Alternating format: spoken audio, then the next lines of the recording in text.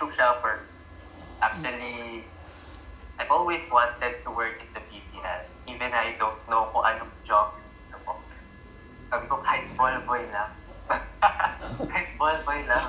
Gusto ko lang mag-work there. At in. Kasi I really fell in love with volleyball talaga. I don't know why, pero even yung mga interviews ng mga players sa ibang media, pinapanood ko siya. Yung mga content, pinapanood ko siya. That's how I fell in love with volleyball. How I fell in love with the players, the idea of the sport. Um, it's it's a dream come true for me to work in the PBL. Na dati, pinapanood ko lang sila. Ngayon, kasama ko na sila mag-work. Sobrang sarap sa feeling.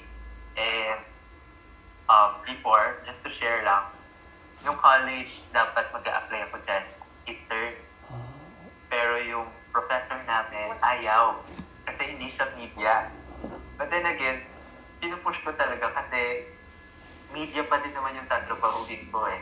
Medyo malayo lang konti na sa course ko. Pero ayun, hindi talaga siya pumayag. I was just crying and keep praying na sana one day, pagka-graduate ko, doon ako mapunta. And I think prayer worked. Doon ako dinala ni Lord. Napunta ako sa dream job ko, napunta ako sa job na talagang very dedicated ako, very passionate akong gawin. And I'm just so happy to be here. I'm just really thankful for every small thing na nangyayari sa work. I know it's a bit challenging, especially nung nag-start ako since it's a one-man job. And even until now, na medyo nangangapa pa ako. Kasi nasanay ako na nag-work ako ako lang mag-isa. Ngayon, may ka-workmate na ako, may kasama na ako nag-shoot, nag-interview. So, medyo nangangapa pa ako. So, every day, every game day, it's a challenge for me.